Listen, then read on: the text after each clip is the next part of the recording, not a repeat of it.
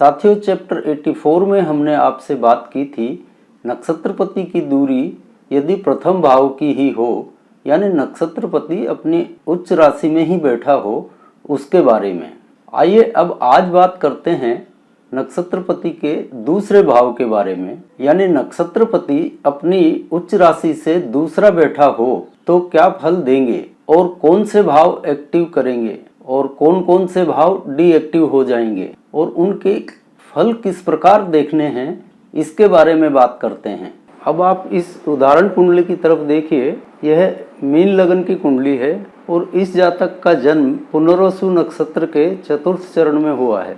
अब यहाँ पुनर्वसु नक्षत्र का स्वामी गुरु होता है, जो कि दशमेश हैं और छठे भाव सिंह राशि में बैठे हैं। अब गुरु की उच्च राशि पंचम भाव में है, तो यह पंचम भाव को एक्टिव कर देंगे। अब पंचम भाव के एक्टिव होने का मतलब तो आपको पता ही है कि जातक आत्मिक गुणों से भरपूर होगा। ऊपर से देखने में यह जातक चाहे जैसा सातिर लगे या कुछ भी हो, लेकिन आंतरिक रूप से यह बहुत ही शरीफ किस्म का होता है। इसमें ज्यादा कोई छल बल नहीं होता है। पंचम भाव के कारकत्व हमने आपको विस्तार से पहले ही बता रखे हैं, उनसे भी आप जान सकते हैं। तो यह जो पंचम भाव एक्टिव हुआ है जातक का, यह आजीवन एक्टिव रहेगा ही, क्योंकि यह नक्षत्रपति द्वारा एक्टिव किया गया भाव है। अब पंचम के ठीक सामने एकादश भाव में मकर राशि पड़ी है, जो कि गुरु की नीच राशि है, इसलिए यह एकादश भाव यह डीएक्टिवेट ही रहेगा। इसका एकादश डीएक्टिव होने का मतलब यही है कि जातक जीवन में किसी की अधीनता स्वीकार नहीं करेगा,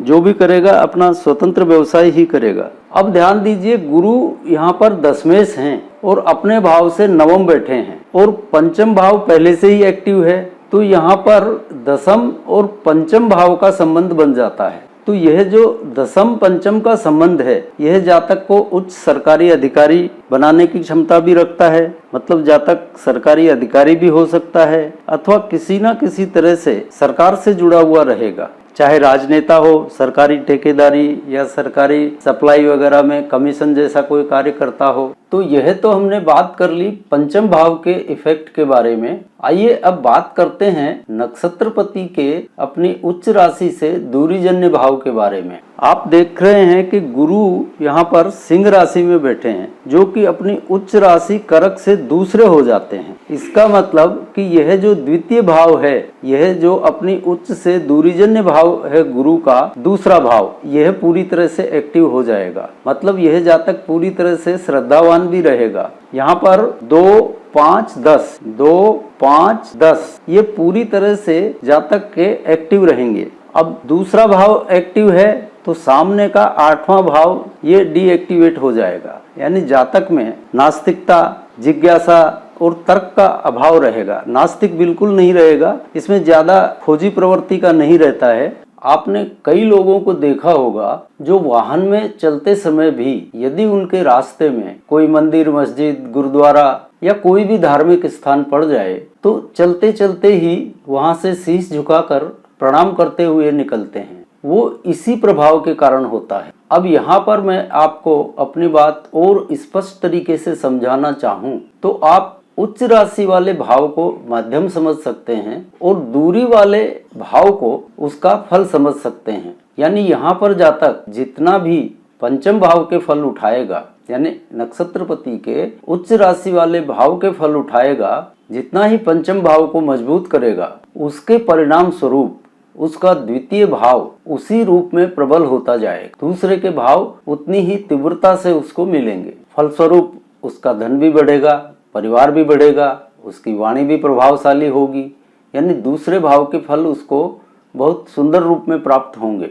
यदि घर में यह जातक छोटा भी हो तो इसको बड़ों जैसा सम्मान हासिल होता है और इसका कुटुंब भी उन्नति करता चला जाता है। अब देखिए, जितना दूसरा भाव बढ़ रहा है उतना ही सामने का 8वां भाव, अष्टम भाव, वो कमजोर होता चला जाएगा, क्योंकि वो डीएक्टिव होगा। मतलब इसके दुर्भाग्य का भी नाश होगा। दूसरे संबंधों के रूप में देखें तो इसके ससुराल की स्थिति इससे कमतर रहेगी। इसके विपरीत किसी ग्रह अंतर्दशा के कारण यह एकादश, जो कि पहले ही पंचम के सामने कमजोर है, उसके और अष्टम के फल उठाना शुरू कर दे तो इसका स्वयं का धन, परिवार, कुटुंब इसमें कमी आती जाएगी और इसकी ससुराल बढ़ती जाएगी। तो यहाँ तक आपको यह बात समझ में आ गई होगी कि किस तरह से भाव एक्टिव हुए और किस तरह से भाव डीएक्टिव हो गए। अब एक महत्वपूर्ण बात रह गई है चंद्रमा और नक्षत्रपति के दूरीजन्य भाव के प्रभाव की। तो आइए इसके संबंध में भी बात कर लेते हैं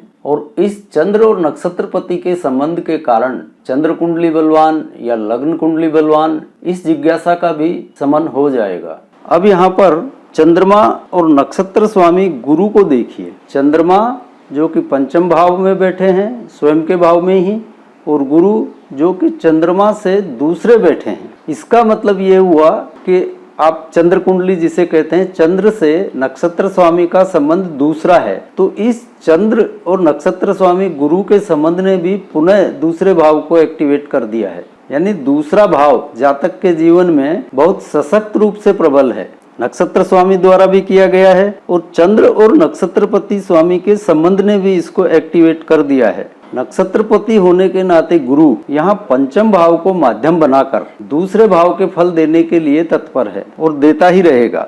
और चंद्र और गुरु के संबंध ने भी दूसरे भाव को पूरी तरह से एक्टिव कर दिया गया है, यानी दूसरे भाव का लाभ जातक को मिलना ही है। मतलब यहाँ जातक की जो कुंडली है वह दोनों तरह से सशक्त हो गई है। फलस्वरूप जातक को दूसरे भाव के जितने भी सुख हैं, धन, कुटुंब, परिवार, श्रद्धा, ये सारे बहुत आसानी से मिलते रहेंगे। यहाँ पर 11वां भाव और 8वां भाव ये डीएक्टिवेट होते हैं, तो इस जातक में ज्यादा खोजी प्रवृत्ति नहीं रहेगी। एक बंदी बंधाई, एक सेट लीक पर ऐसा आदमी चलता है, श्रद्धावान भी पूरा होगा और ज्यादा इसमें 11वां कमजोर होने से आशाएं, इच्छाएं, लालसाएं ये नहीं होंगी। अब यह जो कुंडली हमने ली है यह हमारे एक क्लाइंट की कुंडली से लिया गया नक्षत्रपति का उदाहरण है, तो इसके बारे में भी बात कर लेते हैं। इस जातक का जन्म एक समृद्ध परिवार में हुआ। 23-24 की अवस्था तक इसका विवाह हो गया और करीब 26-27 वर्ष की आयु में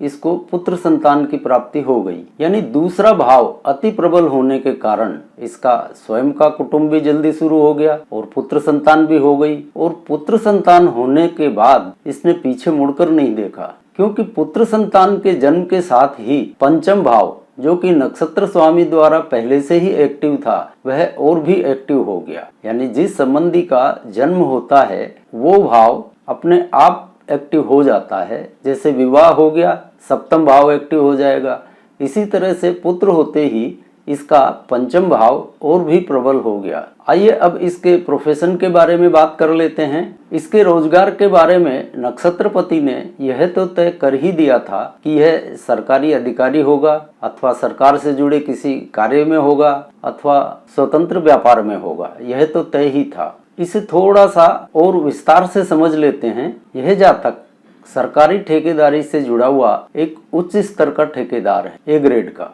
अब आपके दिमाग में एक प्रश्न आ रहा होगा कि यह सरकारी अधिकारी क्यों नहीं हुआ, सरकारी ठेकेदार ही क्यों हुआ, यानी स्वयं का स्वतंत्र व्यापार ही सरकार से जुड़कर क्यों कर रहा है, जबकि यह सरकारी अधिकारी भी हो सकता था। तो यदि आपने इस चैप्टर को और पुराने चैप्टर्स को ध्यान से मनन किया है तो यह प्रश्न आपके दिमाग में आना स्वाभाविक ही है और आना भी चाहिए। यदि आपने पूर्व के किसी एक चैप्टर में, उसका चैप्टर नंबर हमको ध्यान में नहीं आ रहा है, हमने जिक्र किया था क्षत्रिय, वैश्य, शूद्र और ब्राह्मण त्रिकोणों का। शायद उस समय तो आपको यह लगा होगा कि यह आदमी जबरन अपनी विद्वत्ता दिखा रहा है, इसका क्या उपयोग है। तो साथियों, हमको ना तो विद्वत्ता दिखाने की जरूरत है और ना ही सोचते हैं कि भविष्य में कभी जरूरत होगी। हमने तो जो कुछ पाया है, जो कुछ अनुभव किया है, उसको आपके साथ शेयर कर रहे हैं। जिनको हमारी बात समझ में आ रही है वो इसे सीखें, वरना तो ज्योतिष की सभी विधाएं अपने आप में संपूर्ण हैं। खाली उनको मनन करके और उनके सार तत्वों तक पहुंचने की जरूरत है। हमको तो यही सुविधाजनक लगती है और इसी पर हमने काम किया है, इसलिए इसी को उपयोग में लेते हैं। तो हम बात कर रहे थे कुंडली में उन राजयोग के त्रिकोणों के उपयोग की। अब देखिए, इस कुंडली में गुरु दशमेश है जो कि सरकार से संबंध होना दिखा रहा है और पंचम भाव भी एक्टिव है। तो हमने पहले आपको बताया था कि पंचम और दशम का संबंध होगा तो यह सरकारी नौकरी बताता है। फिर यहाँ सरकारी ठेकेदारी ही क्यों? यह एक बहुत बारीक सा फर्क है। उस फर्क तक पहुंचने के लिए आपको उन राजयोग के त्रिकोणों की आवश्यकता पड़ेगी। देखिए, गुरु यहाँ पर छठे भाव में बैठे हैं, इनकी नवम दृष्टि दूसरे भाव पर है और गुरु की नवम दृष्टि जिस भाव पर भी जाएगी वह भाव बढ़ेगा ही। और नक्षत्रपति ने भी अपनी उच्च से दूसरे बैठकर दूसरे को बढ़ा रखा है। तो यहाँ कुल मिलाकर हमको 3 भाव एक्टिव मिलते हैं, 5वां, दूसरा और 10वां। 10वां इनके 10वें सोने के कारण 3 भाव हमको एक्टिव मिले। और चंद्र के साथ संबंध ने, नक्षत्रपति के संबंध ने दूसरे भाव को पुनः मजबूत कर दिया। गुरु की नवम दृष्टि ने भी दूसरे भाव को मजबूत कर दिया। तो 2, 5, 10 ये पूरी तरह से यहाँ पर इफेक्टिव हैं। दूसरी तरफ आप चंद्र को देख लीजिए, पंचमें से अपनी उच्च से भी तृतीय हैं और तृतीय भाव में ही इनकी उच्च है। तो इस जातक की मेहनत में कोई कमी नहीं रहने वाली, पूरा मेहनती आदमी है। अब हमने उन राजयोग वाले त्रिकोणों में आपको बताया था कि 2, 6, 10 इन भावों के संयोजन से वैश्य त्रिकोण बनेगा। और एक बात आपको पता ही होगी कि किसी भी त्रिकोण की 2 रेखाएं किन्हीं भी बिंदु से चलेंगी, वह अपने आप जाकर तीसरा बिंदु अपने आप खोज लेंगी, वो कहीं ना कहीं जाकर मिलेंगी ही, तभी त्रिभुज तैयार होगा। यहाँ जातक के 5, 2, 10 3 भाव एक्टिव हैं, यानी वैश्य त्रिकोण के 2 बिंदु दूसरा और 10वां यहाँ मौजूद हैं। जब ये रेखाएं चलेंगी तो अपने आप तीसरे बिंदु तक पहुंचकर जीवन चक्र के आगे बढ़ने के साथ साथ त्रिकोण पूरा कर लेंगी। यानी जैसे जातक की काम धंधे की उम्र होगी, वो छठा भाव अपने आप इसको मिल जाएगा। यानी यहाँ वैश्य त्रिकोण पूरा होता है। यानी छठा भाव मिलने में कोई संदेह नहीं है। 2, 6, 10 का वैश्य त्रिकोण स्वयं ही यहाँ पर निर्मित हो जाता है। और इसी वैश्य त्रिकोण के प्रभाव की वजह से जातक स्वतंत्र सरकारी ठेकेदारी के कार्य से जुड़ गया। यदि मान लीजिए इस नक्षत्र स्वामी की कोई ऐसी स्थिति होती जहाँ ये 2, 5, 10 की बजाय 1, 5, 10 खड़ा कर लेता, यानी 1, 5, 10 भाव एक्टिव हो जाते, तो फिर जातक सरकारी अधिकारी या राजनेता होता। क्योंकि इस स्थिति में 1 और 5 त्रिकोण के 2 बिंदु मौजूद हैं क्षत्रिय त्रिकोण के, तो समय के साथ तीसरा बिंदु नवम अपने आप मिल जाता, यानी 1, 5, 9 का वहां क्षत्रिय त्रिकोण खड़ा हो जाता। तो यह जातक या तो सरकारी अधिकारी होता या फिर यह राजनेता होता। आशा करते हैं आपको हमारी बात समझ में आ रही होगी। हमने अपने स्तर पर आपको बहुत बारीकी से बताने की कोशिश की है। अब आज के चैप्टर को यहीं विराम देते हैं और इसके बाद अगली बार मिलते हैं इससे आगे की बात के लिए, जिसमें नक्षत्र स्वामी अपनी उच्च राशि से तीसरा बैठा होगा। ऐसा कोई उदाहरण हम लेंगे। तब तक के लिए जय जय सिया राम।